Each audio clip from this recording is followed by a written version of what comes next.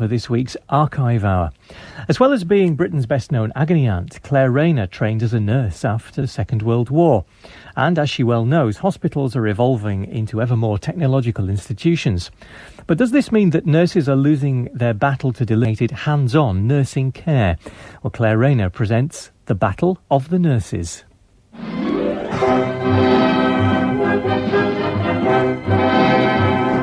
A date with Nurse Dugdale. Nurse, always at our beck and call. Nurse, cheery smile for one and all. Nurse, come over here. Nurse, you're the one we've all adored. Nurse, you're the angel in the ward. Nurse, please be a dear. Well, boys, keep your eyes open. Out of my way, dear, out of my way instantly. Nurse Dugdale! Almost as soon as I entered the nursing profession back in 1945, I was puzzled by the fact that real nurses, a motley collection of people like me and my colleagues, seemed to become invisible as soon as we put on our uniforms. We became instead stereotypes of what people believed nurses were like. As a young nurse, people I met, especially fellas, assumed I was an exceedingly sexy individual, dripping with knowledge of, quote, how to take care of myself, unquote, which meant I'd be ready to jump into bed with them immediately. Since I was, in fact, a teenage cadet nurse with barely enough knowledge of anything at all to come in out of the rain, this led to some complicated situations. Little Miss Sexpot wasn't the only stereotype. Arthur Marshall's masterly, mistressy, performance in 1944 as Nurse Dugdale, a genial but dreadfully bossy carry-all before her battle axe, was a very popular one. What's the matter, nurse? What's it all about? One of matron's brainwaves, dear, a flight of fancy, dear, a wild phantasmagoria. Well, This very afternoon, Sir Harbert and the Hygiene Committee are coming to throw open an enormous new ward and, quite naturally, close down the nurses' restroom. Matron was dead nuts on finding something to tide over that uneasy little half hour before tea. She was masticating a great forkful of deviled meatloaf and had just reached out for the crock of Empire honey when suddenly she snapped her fingers and cried triumphantly, got it, by jingle girls, I've got it. good heavens. And what had Matron got? A brainwave, dear, a pageant to be performed by the nursing staff come rain, come hail this very day. Dr. Boddington's rigging up an enormous amplifier under the monkey puzzle, and the probationers, dressed up to the nines in their fal-de-lals, should make quite a picture as they come trooping out of old Chisholm's grotto.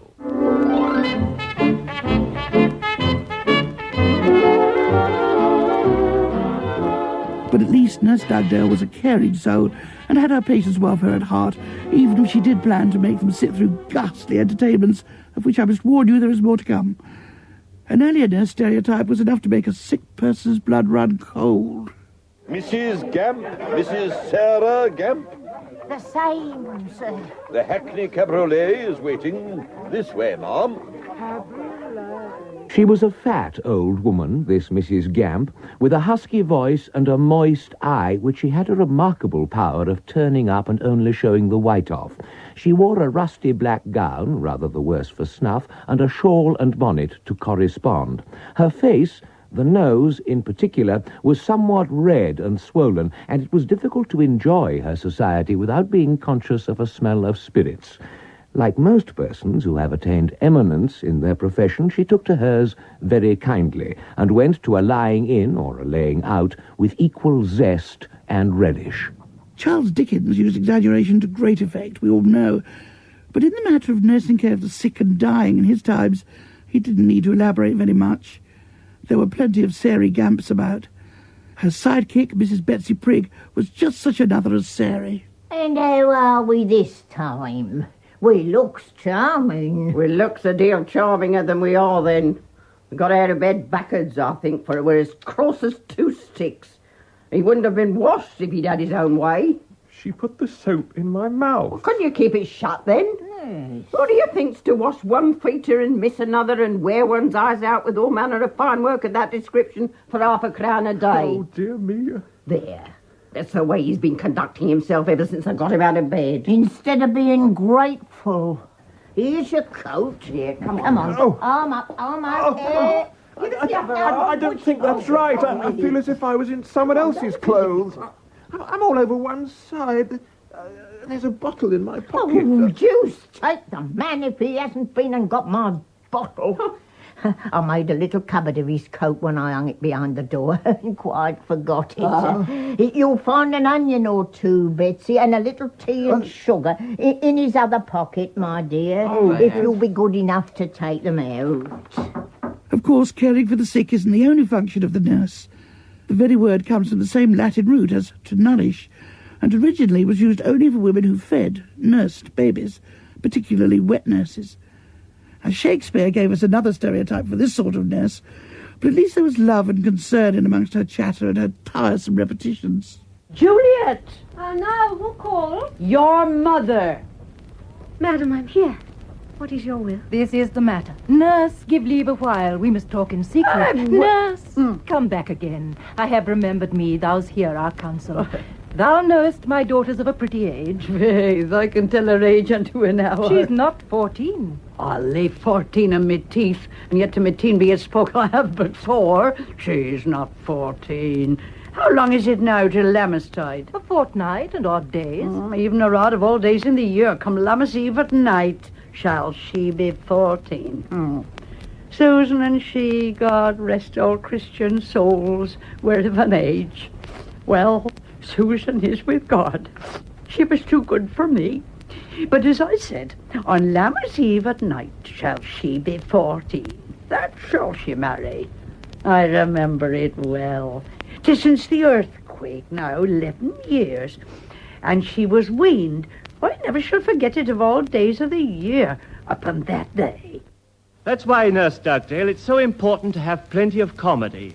What about a comedy Romeo and Juliet skit? That always goes well. No mucking about with the classics, Mr. Little Dear, or you'll have Matron on her high horse. Horse.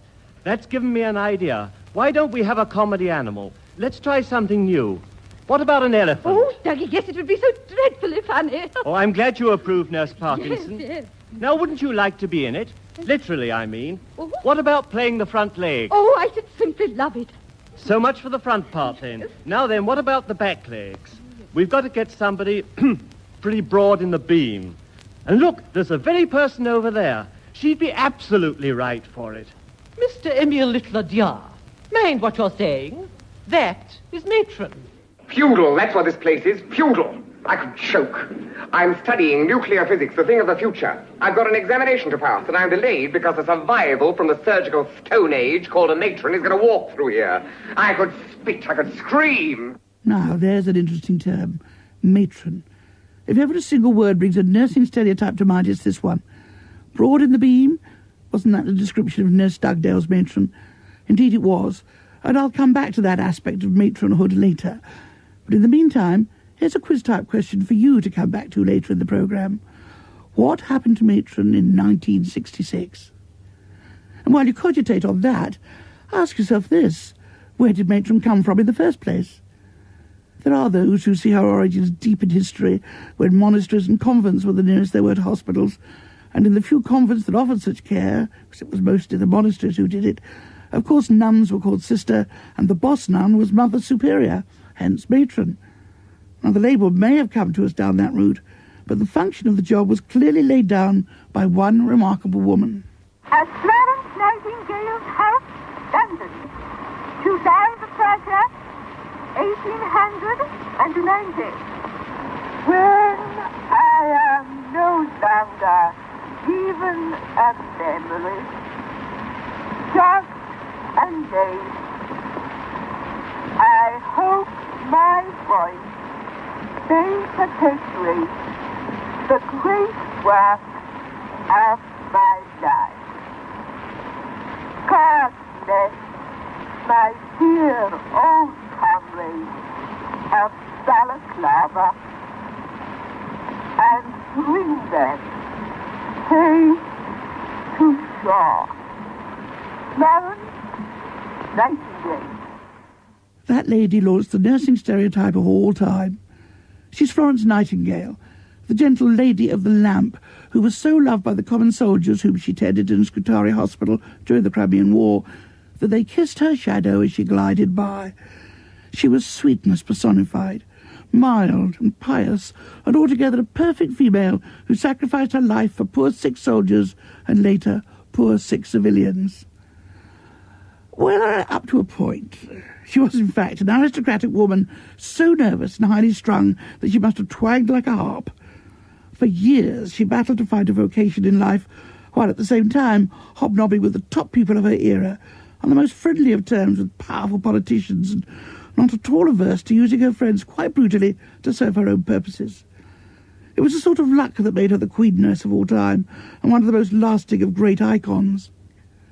There was squalor and confusion and appalling disorder in Scutari, and a shrewd journalist, the first of the great foreign correspondents, one William Russell, was there, sending home heart-rending reports to the Times. Britain needed a heroine, and Florence made sure she was chosen for the job. And she did it superbly, not just cleaning up the squalor, but doing it so thoroughly that William Russell's reports turned into paeans of praise for her. Later, she took on the reorganisation of army hospitals from the couch to which she took as an invalid, although she lived into her 90s, some invalid.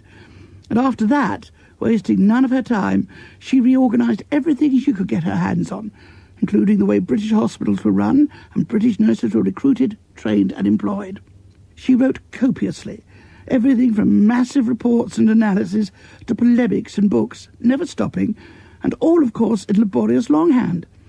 An all-round amazing woman whom I admire hugely for what she really was, and not for the milk and water image she used to get her own way.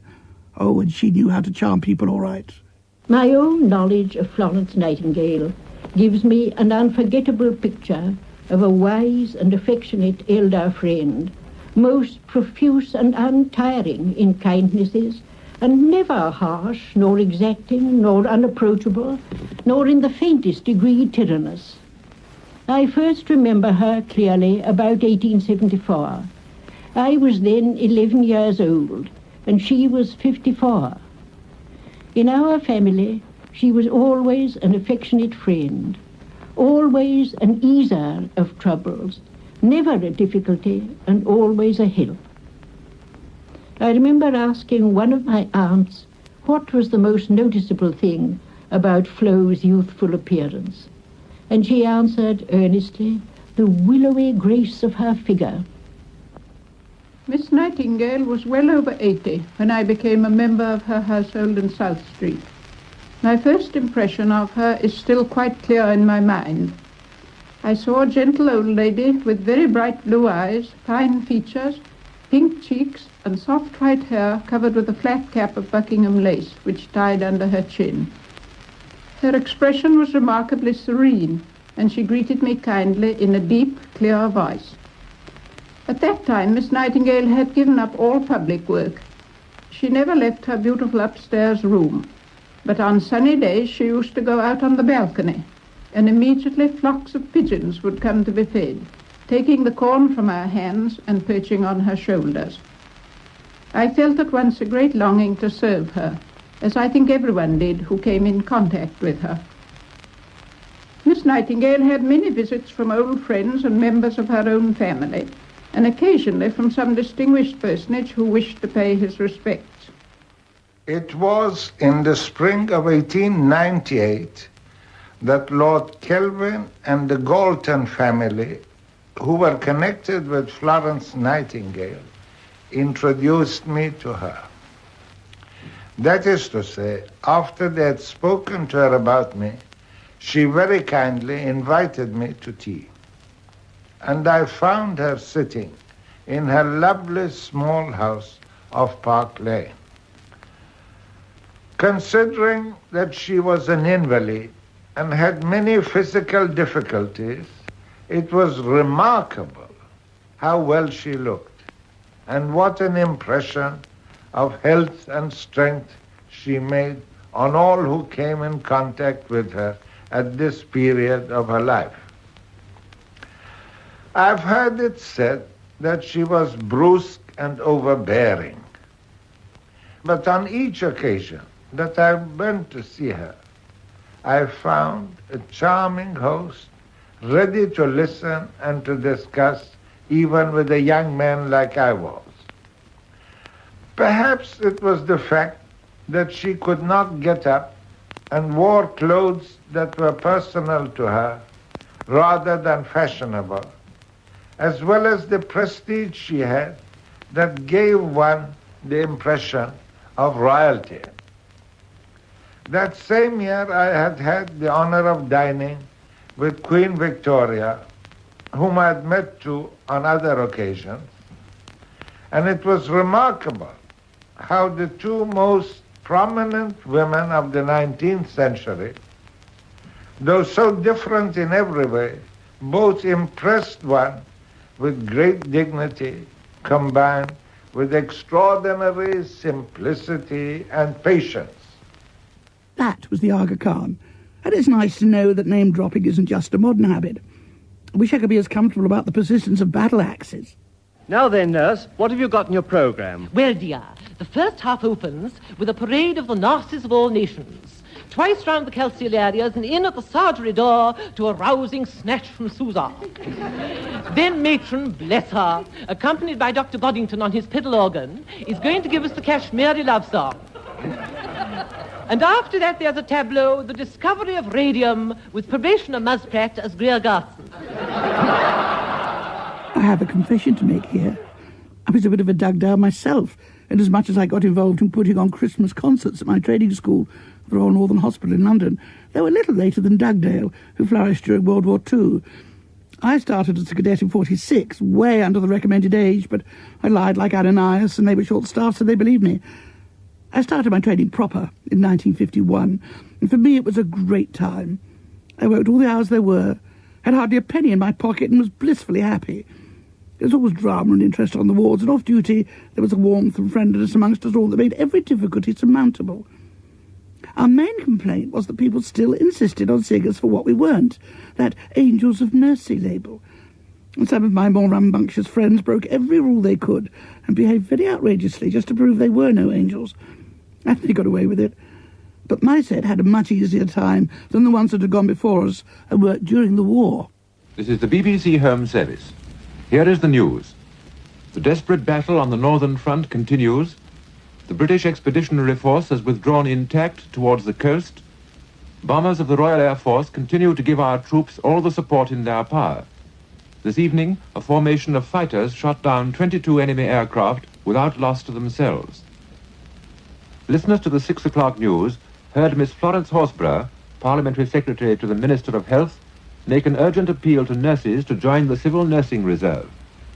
Trained women willing to go to hospitals in any part of the country are particularly needed. It was during those years that we all found out how far Florence's example had spread.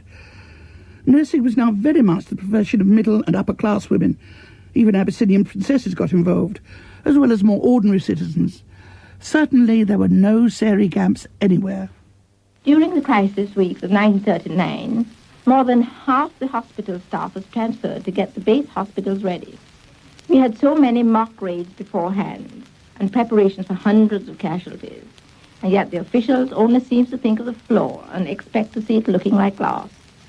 However, when we did get the real casualties, we didn't spare a thought for the polished floor. People often ask me what I felt like during my first experience of bombing when I was on duty. Well, to tell the truth, I just felt as if it wasn't real. There was an awful din going on, but there was work to be done, and somebody had to do it. Working at night during the Blitz is not so terrifying as you might think. Knowing that other people are depending on you helps you to forget your fear. And often when my knees have gone to jelly, the patients think I'm calm and cheerful. If they could only hear the racket my heart is making.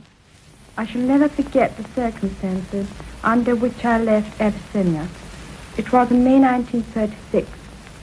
Bad news and rumors of worse came to us daily. Then one afternoon, while I was working as usual at the palace with the Ethiopians Women Work Association, who made bandages and other medical necessities, my father came in suddenly. He had been at the front, and we had had no news of him for a fortnight. He told me quietly that everything was lost, that we could not hope to hold the Italians any longer. The same night we left our beloved homeland. 3 days later, we were at the seacoast. The British government sent a cruiser to take us to Palestine. Well, that was 5 years ago. I've been in England most of the time since, living in smoky old London and training to be a nurse. But duty calls me to my own country, and I hope to join an ambulance unit that will soon leave for Abyssinia. We must do what we can to help our brave patriots, men and women. The story I shall tell you happened nearly a year ago now. I had gone to London for a weekend leave, and on this particular Saturday night, I went to the Café de Paris on Piccadilly Circus with some Canadian friends. As we drove through the blacked-out streets in one of those funny London cabs, we could hear German bombers droning over the city, and there was distant gunfire and flashes in the dark sky. The restaurant looked like a safe place, for it was below the street level, and inside there were people in uniform, dining and dancing. The cafe was crowded, and we had to sit in the balcony above the dance floor. About 9:45, the waiter brought our dessert. It's queer how you remember little things, for I recall now it was pink ice cream, served with a dainty silver spoon. And just as we dipped into the ice cream, a terrific explosion shattered the room. Lights went out, plaster fell over everything, and heavy smoke and dust filled the air. A bomb had crashed right through the building and exploded in front of the orchestra. For a minute, I just couldn't realize what had happened. I felt too numb and staggered to be frightened. Then cries and groans of injured people could be heard in the pitch black. Cigarette lighters flickered, and a Canadian voice cried, "Put out those lights. This might be gas." It was a calm and level voice in confusion, and it steadied everyone. A few pocket flashlights shone in the smoke, and you could see the wreckage and the wounded and people's pale faces, but there wasn't any panic. In a few minutes, as if by miracle, air raid precaution workers and police were in the room with torches, coolly helping people to the exits and attending the injured. I stumbled down from the balcony in a daze. A woman with a fractured arm was lying on the floor as I came to the door, and she called to me. I helped her as much as I could, and then there were dozens of others to help, for the civilian workers couldn't do it all. We needed more assistance, and then, out of the weird haze that hung over the wrecked room, an army doctor appeared. He nodded to me as he recognized my light blue uniform of the Canadian Sisters, and together, without a word, we started working. 4 different times, Canadian voices in the gloom said to me, "That's the way, Canada." It was wonderful to hear that encouragement, and made me want to keep going. And early in the morning, a grimy-faced English bobby pushed back his tin hat, put a kind hand on my shoulder and said, "We can't do anything more for those still here, sister. You had better go now." Good night, sweetheart. All my prayers are for you. Good night, sweetheart. I'll be watching on you.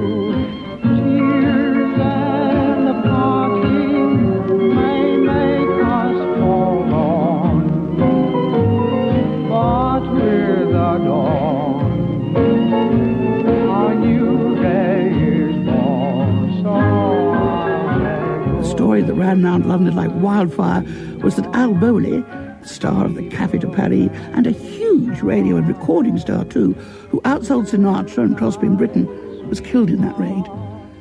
In fact, he died at home in a separate raid, but there are people who will still swear he lies under the debris of the cafe. There were stories too of nurses being involved in action all over the battlefronts, but they were totally true. I've only recently come back from the battle areas around Moscow.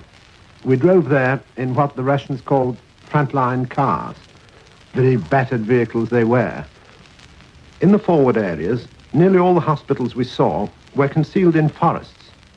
They dig down about 6 feet, and then in the hollow they build a ward of wood, quite roughly kept from the forest trees which were felled to make the clearing. The windows, at ground level outside, are nearly up to the roof inside. The astonishing thing to me was that the building of these emergency hospitals was being done by the nurses themselves. I saw them felling trees, sawing planks, planing the floorboards, nailing the walls. There's no doubt they're tough. But at the same time, when it came to nursing the wounded and looking after the sick, they were very kind and very gentle. When after 2 years more and more victims of starvation and lack of vitamins died, the Japanese made a special hospital camp. They promised us to come into a well-equipped hospital with lots of medicines. You can understand how disappointed we were when we found ward after ward filled up with bamboo banks, nearly moving with the thousands of bed bugs which had settled inside the bamboo. First we nursed women and children only. In May, the men of the civilian camps arrived. I still remember their surprised look when the doors of the cattle truck were opened and they saw the double row of nurses on the platform of the little station, the very first women they had seen for exactly 3 years. Poor fellows, they thought the war was over, but soon they found out they had only come to a worse hospital. They were patients who had been given up by the doctors. They only came to our hospital to die. We tried to help them as much as we could, but we could really do so little for them. In 6 months, we had 2 days off. We were 10 hours on duty at night and 7 at daytime. At the beginning, we worked all day. I had to get up at 4:30 in the morning and pick the lice of my uniform before going on duty. They were a present the men brought to our hospital. We never got rid of them. I was in charge of a ward with cases who were expected to die within a fortnight. 60 men, starved people, dysentery, typhoid, paralyzed and mental cases, all mixed up. The only thing the 2 other nurses and I could do for them was cleaning them every 2 hours. We usually had 3 casualties a day. They just died before we noticed it. Everybody cried for help, and we could only help one at a time. I didn't mind the rough work at all, but the knowledge that we couldn't help them, give them the food and medicines they needed, got on our nerves in the end. They needed a kind talk so badly, and we hardly had any time to stop by their beds. Only when we were off duty could we find time to cheer them up. I say, nurse, haven't we better get indoors? It looks like it's gonna thunder. Mr. Slater, where's your trooper spirit? The show must go on, dear, it positively must. I think we're really better be getting in, nurse, or we'll catch our death of cold out here. Don't give it a thought, Mr. Jackson, dear. We've a score of empty beds in the fever war. Oh, Doggy, dear, my robe simply sodden. I feel so chilly. Come on, Parky, don't be a softy. Look at Matron standing right out in the open, taking everything in her stride.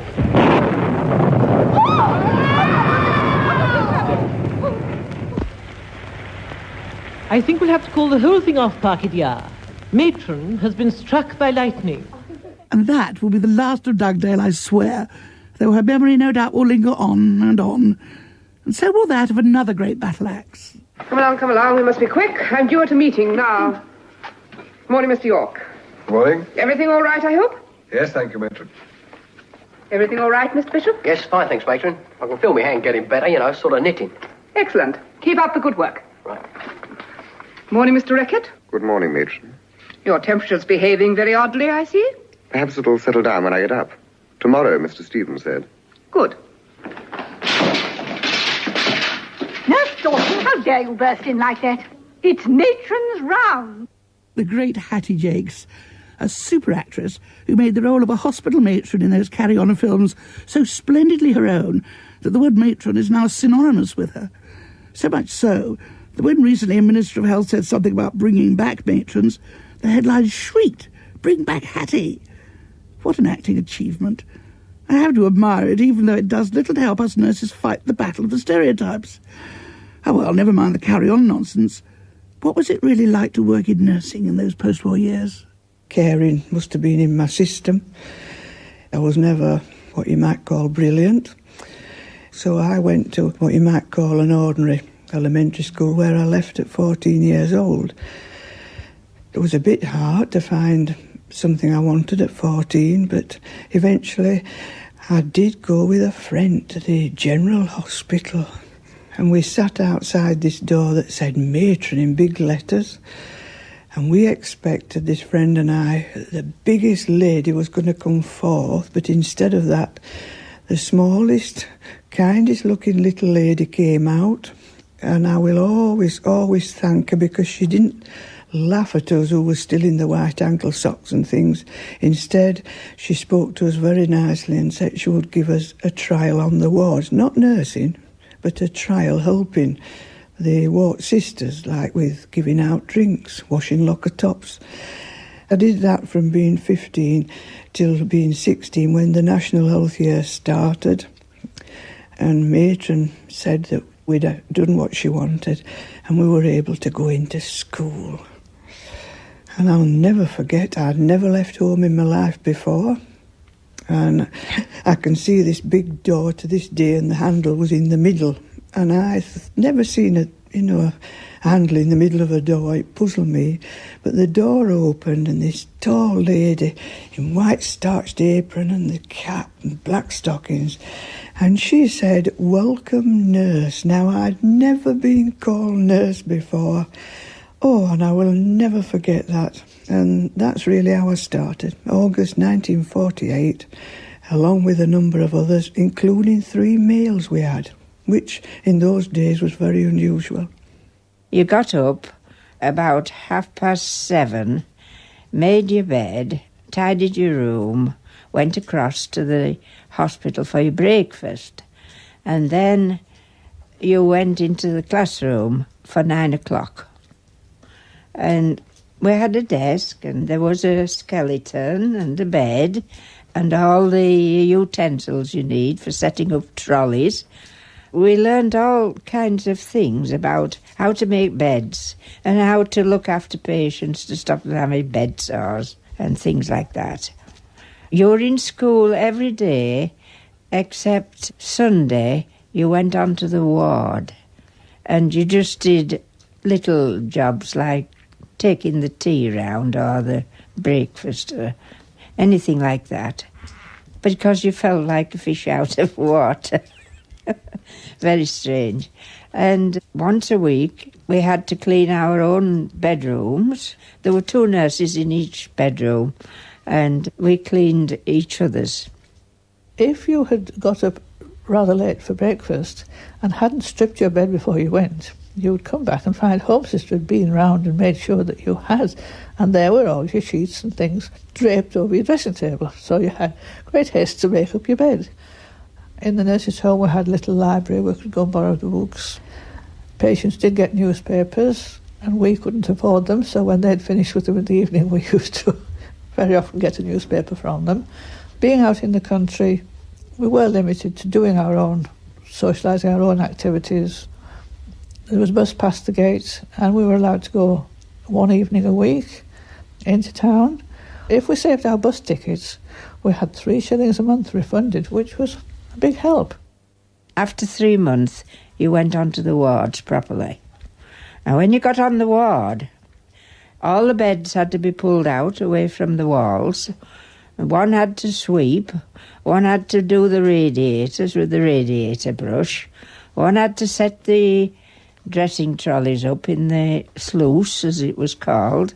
All the instruments were bottles of soda in, and then there was a bedpan round, and then all the beds were made, and this went on every 2 hours.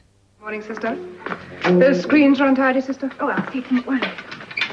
Round the stack, which was in the centre, would be some beds and fireplaces, because we used to light fires in the morning. And that was a dreadful job if you weren't very good at lighting fires. I used to go and sprinkle a little bit of sugar in the hope it would set off. Because until you got the fires going, you couldn't do all your other work, because, again, we used to clean. And you used to sprinkle tea leaves on the floor to try and keep the dust down. And you would sweep and mop it, and then those beds would go back, and the other side would come out. And when you finished, then Sister would come round and check. And if there was dust, you did it all again. Then in the evenings, all the dirty laundry had to be counted and written down and put into big bundles and taken to the lifts. Then you went round the ward, and the beds normally were made up with sheets, blankets and a counterpane, but they all had a folded red blanket across the foot of the bed. So after evening suppers and bedpan time, you went around, took off the counterpanes and put on the red blankets for the night, so that was extra warmth for them for the night. And then, if everybody had got all the jobs done, all tidied, the sluice was clean and tidy, everything was in its place, then you could go off duty, by which time it was 8:30. We didn't have all the things that they have today, so it was really hands-on nursing care. We would have people with bladder conditions, because we used to have to give injections to help them pass urine and things, I always remember. And I have nursed patients on a real long open balcony with tuberculosis, and they really were nursed in the open because the birds used to be able to fly in, the snow came in, and it was very, very cold when you went out there. Again, in my time, I was involved working on nights, 1953. We put the lights out, said good night to everybody, and carried on doing our work during the night. In the morning, we put the lights on, said good morning, gentlemen. It was a male ward. And the man in the first bed on the left-hand side, I have never seen anything like it in my life, covered in blisters, absolutely. And it turned out that we were in the smallpox epidemic. It was spring 1953, and we were isolated straight away. This gentleman, I think he was around 45, came from Tomberdin, and the people in Tomberdin, over 7,000 all, had to have the inoculation and people connected to us, and we weren't allowed off the wards at all. Another thing that I was always pleased, not for the patients, but for me to be involved with, is poliomyelitis. When we nurse them in iron lungs, now a lot of people don't know what iron lungs were like, but they were just like really great big coffins with these people pushed inside, and you had little portholes down the side that you could put your arms in to do work. They laid on the back, and they had a mirror above their face so that they could speak to whoever through this mirror. And I remember one night at Christmas time, it had been snowing and blowing and things, and the electricity went off, hence all these pumps stopped. And Sister at the time gave each one of us a pump to go to literally manhandle. And they were quite big and heavy, these pumps. Oh, and dear me, it got very tiring, and you're pumping away. And I'll always remember this man I had in this particular iron lung. He just looked through this mirror, and he just looked at me and said, keep going, lass, or I won't. And the strength came back. And then eventually the emergency electricity came on. And I suppose really it wasn't off for a long time, but when you're doing something like that, it was a long time.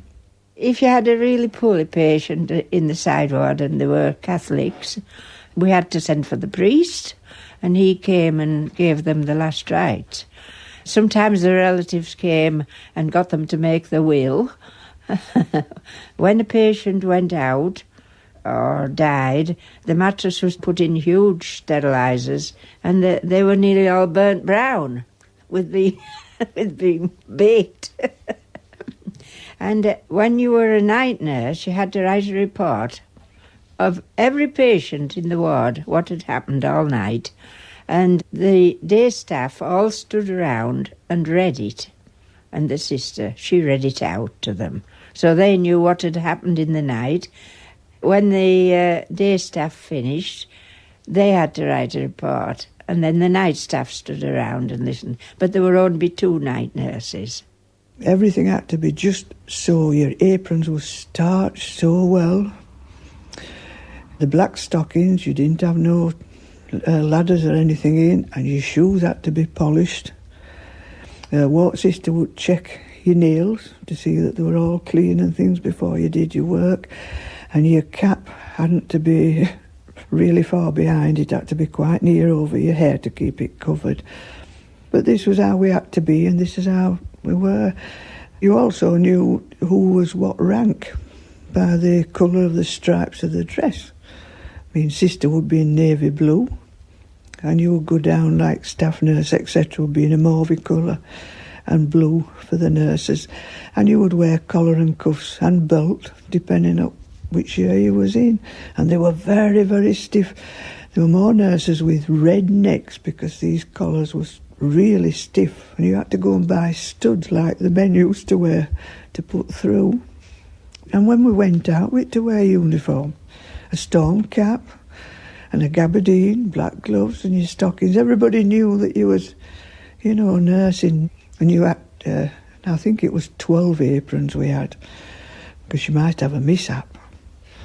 But they nearly stood up on their own, did these aprons. I still got my apron and cap. To some people, they thought, do we need all this precision? But I think to the patient, there's a certain amount of reassurance about it. Although there was always the odd one who would like to sort of get round it. Everything all right, Mr. Eckert? Medically, yes, matron. Otherwise, no. This is my first day out of bed. I have to move about, I'm told, yet rest when tired. As I have stitches in my stomach, all movement is painful. I'm afraid there's nothing I can do about that, Mr. Eckert. I realize that, matron. I wonder, though, if you could satisfy my curiosity on one point. I will try. What is the point, Mr. Eckert? Why must I endure the extra pain of getting into and out of bed when I can rest just as effectively lying on top of the bedclothes? I don't like to see men lying about. It makes the ward look untidy.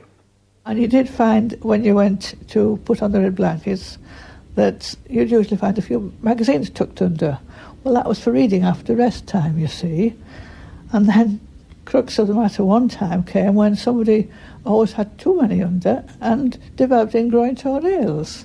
It was just one of those things nobody had thought about, but magazines, 3 or 4 together, got quite heavy. Your feet down to the bottom of the bed and ingrowing toenails developed. Something we were taught in the nursing school, never to fasten the bedclothes tight at the bottom. Because if you got an unconscious patient from theatre and you fastened the bedclothes down tight, they got drop foot. Because they never got out of bed until the stitches were taken out in those days. They stayed in bed for a fortnight. Then they were allowed to sit on the edge and swing the legs. The legs went very thin. And then they were allowed just to walk round the bed. On the men's surgical ward, the day room was full of babies on Sunday, ready for circumcision on Monday. On Monday morning, the night nurse was so busy, she had to make the bottles up and find 5 men on the ward who were sitting up after they'd had their operations to feed them. So it was very comical seeing these men sitting in bed feeding babies with bottles. And during the war, the baby bottles, they were glass. You had to boil them up after they were finished with. You had to boil them up in the pan, and many a time they cracked. And so the terrible thing was that we hadn't a bottle then, so we used beer bottles. Now, if somebody said the matron's coming, you put the bottle under the chair and just be reckoning to get the baby's wind up instead. Because if she'd seen you feeding with a beer bottle... But what else could you do when they were screaming? That's all you could do. We had the discipline, but because we knew it was there, it didn't worry us. We accepted it. Looking back, maybe a bit of it was a bit too. But no, you respected your matron. And just as an example, if you was working on a ward and matron was coming to do the round, and if you got up to wearing cuffs in those days, you put your cuffs back on and you make sure you was right. The beds were nice and straight, things like that. And while matron was going round, you would stand by a bed and she might say, "Good morning, nurse." You would say, "Good morning, matron." And often the matron would, she might pick a nurse, if you like. "You can do the round with me this morning." Oh, and you had to know everybody on that ward, whether they'd been x-rayed, whether they had a dog at home they were worried about. You had to know them. It was part of your training. Hattie Shakes used to always be the matron. That's how most people used to think they were, but not all of them. Sister, this ward is the slackest in the hospital and the untidiest. Oh, but may see that all the beds are remade at once. All the beds? I think you heard what I said, sister. Good morning. Yeah, there was matrons and matrons. But again, you respected these females. They were never married. They were all miss, whatever. But you also knew you could go to them, if you had to. It was just like one big family somehow. And here in the Alexandra ward at St. Thomas's Hospital, the night staff has just taken over and the patients have been settled down for the night. The lights are out and I feel that I've got to keep my voice down as much as I can because some of the patients here are already asleep. This long big room with 30 beds in it is now in deep shadow, save for a red glow cast by a slow-burning stove that's in the center of the room, and a very bright circle of light that shines down from a shaded lamp on the night sister's table, a table that's covered with reports and case sheets. It's very, very quiet here. You can't hear the traffic outside at all, partly, of course, because the windows face out onto the River Thames, looking towards Westminster Bridge. And now I can see at the far end of the room one of the young nurses walking across to one particular bed with an electric torch in her hand. The nurses use electric torches here at night. But it's so quiet and still that somehow this ward seems to be quite detached from the outside world. Well, sister, what sort of a day has it been? Have you had any new cases in today? Yes, the patient came in this morning with acute appendicitis. Yes. She had her operation straight away. This afternoon, an old lady was admitted with a fractured leg. It really has been quite a busy day. Yes, I can see that it has. Well, now, nurse, at night, when these emergencies come in, what happens? Do you get any warning? We always get a warning from the casualty department. Yes. They also tell us whether the patient will be coming up in a chair or on a bed. Oh, I see. So that lets you know how serious it is. How many sort of cases now and emergencies in a night would you be liable to get? Well, I've been lucky. Only one each night. They have had as many as 4. Really? Well, I'm glad that it's being a fairly peaceful night tonight. We never know what's going to happen. No, that's quite true. Well, I said just now that most of the patients were asleep, but I can see someone just in the opposite bed here who's been smiling at me in the darkness, and I'll just try and go across. She's been waving to me to show that she is awake. She's Mrs. Bridgman. She was operated on Friday. Well, how are you tonight, Mrs. Bridgman? A lot better, thank you. Really? Yes, well, I'm away to recovery now. Do you feel at the sort of stage when it's rather pleasant to lie still in bed? Oh, definitely now. Yes. First 3 days were the worst after the op. I'm sure they were. When do you hope to go home? I hope sometime next week. Do you? Yes. Well, I'm sure they'll be glad to see you back. Yes. Well, I mustn't keep you awake now. Good night and sleep well. Listening to that fills me with nostalgia. Oh, hum. But by the early 60s, people were beginning to question the status quo and the way things were done in hospitals. Well, there's nothing wrong with that, of course. The more we question, the more we find out the things that work badly and do patients no good. I remember young Alan Wicker in fine combative form. 5 o'clock and a morning wash. Early morning tea and mouthwash.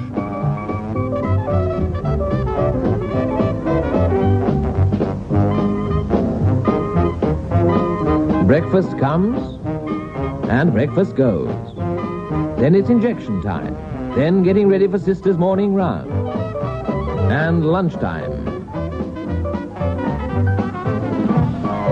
Then they wake you up for your sleeping pills. Perhaps you'd like a book. Action stations for the consultant's visit. Tea time. Evening wash. There would, of course, be time to sleep now, only it's nearly visiting time. Then, of course, there's all the final doses and drinks and treatment and so on. By the end of it, you're just about ready to call it a day. A hectic day indeed for both patients and nurses. Only a few days ago, the Minister of Health called for immediate action to make hospitals kindlier places. And to find out what action has already been taken, Alan Wicker questioned the matron of a large London hospital. It seems that these days, matron, most hospital patients have to endure a 17-hour day. Well, is your own ward routine inflexible? No, it isn't. But I quite agree that it is a very long day for them. I'm afraid they have to be normally woken round about 6 o'clock. And then, of course, we put the lights out in the centre of the ward about 10 o'clock at night, so that you can see it is a pretty long day for them. The report also says that you ought to abandon your early morning scramble to have everything spick and span before the doctor starts his early morning round. Well, we would like to get rid of the scramble very much indeed. I think it is rather tradition that is very hard to break, that, it is the idea that everything should be ready for the consultant and his troop of medical students when they're coming round. But should you not be thinking more of the patients than of the consultant? I quite agree. I personally would much prefer to see the ward work going on throughout the whole day in the way of looking after the patient and the care. I don't consider it's necessary to have the beds made before breakfast. I would like to see them reduced to being made once a day, probably in the afternoon, rather than having stripped the whole bed and making them 2 or even 3 times a day. Apart from the parade ground routine and the discipline of you matrons, noise seems to be the commonest cause of complaint. I quite agree with you. I think, that the noise of the patients themselves disturb them as well as the outside. But then there's the hospital equipment, too. the bedpans. Yes, I quite agree. We do have those, and I think that, again, is very often the design of the hospital, because these were designed many years ago, as you know, and not always to the advantage, I don't think, of the patient or for the nurse who's actually dealing with them. There were much more profound changes to come. A businessman from Marks and Sparks, one Mr. Salmon, was called on by the government to set up a committee which would reorganise nursing. And he did it so powerfully that some of us think he filleted our profession. After 1966, nursing would never be the same again, though some of the old-time nurses do make the point that nurses themselves didn't change, no matter what Salmon's reconstruction did to us. I'd almost say it's a pity that every nurse can't have a turn of being a patient and seeing what is needed. There was more time then to talk to people because you did a lot more, as we would say, hands-on work. Bed bathing people. It isn't done now. People are taken to the bath, taken to the toilet, on a wheelchair, on a commode. But when it's all done for you in bed, you're very much a one-to-one or one-to-two conversation. And you know people much more closely. People don't stop in as long as they did. Surgical patients were in hospital probably for fortnights after they had their appendix out. 2 days now, if that. And all that means that your interaction with patients is vastly different. And people sometimes say, they haven't time for you these days. In a way, they haven't, because work is so advanced. It's so much more technical. You're so busy looking at the machines. It's almost hard to squeeze enough time to talk to the patients. That's another thing, we were nurse. Now they seem to be Tom, Dick and Harry. And I'm afraid I'm of the old school. I still think it was nice to be nursed by a nurse. I went to Leeds last January for 2 new heart valves. And I went to sleep on Thursday evening, and I never woke up till Sunday afternoon. And it was all over and done with, and I never knew a thing. And you just felt as though you'd been to the dentist or something. No pain, nothing. Just got out of bed, went to the bathroom, get washed. Of course, you're black and blue. And a little 5-inch scar. How they managed with a 5-inch scar, I do not know. It was marvellous. Absolutely. 7 days, and you're back home. You feel as though you've had about 30 or 40 years off your life. Marvellous nurses in Leeds. Marvellous. Yes. I can tell you my own feelings about what Salmon changed. His committee did away with matron. She vanished in 1966. There's your quiz answer. Banished to make way for modern management systems. And speaking now as a patient, I have to say I miss the old ways. I observe only deterioration in such matters as hospital cleanliness, patient comfort, noise control, and all the other details that matrons dealt with so superbly. One of Floss's most memorable dicta was, "Noise is the most cruel absence of care." And the old matron certainly knew that. Maybe she'll come back. For the current Minister of Health seems to like the idea. I, for one, won't mind how much of a stereotype she may be. Oh, well, he, of course, for there are a few ambitious blokes about who might have aspirations to be patrons, I suppose. Because the real battle for nurses is not so much that the public tend to fit us with their preconceived notions, but that they should still feel able to trust us to give them the care they need when they need it. And sometimes, just sometimes, make us laugh. I loved a surgeon once, but he turned out to be a lout. To start with, it was tricky getting him to take me out. He said that taking bits of people out he'd often done, but never had he taken out a person all in one. He took me out to dinner and complained the meat was tough. Sent back 7 table knives. Said they weren't sharp enough.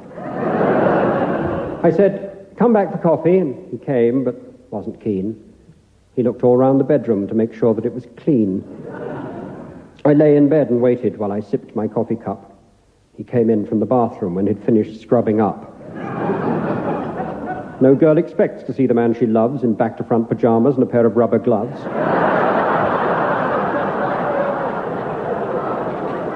With skillful hands, he felt my pulse and listened to my heart, but didn't seem particularly desperate to start. I said to him, "Don't hesitate." Then the little creep said, "I'm sorry, but I can't begin until you've gone to sleep." At that, I turned my back on him and must have nodded off. I woke up 8 hours later, had a fag and a good cough, and noticed him. I said, "Are you still here?" He answered, "Yes." And last night's operation, I may say, was a success. "Get out," I said, "get out, away, go, get out of my sight. At least nobody else knows what a fool I was last night." At that, the surgeon smiled and said, "That's where you're wrong, my friend. The 20 students watching all applauded at the end."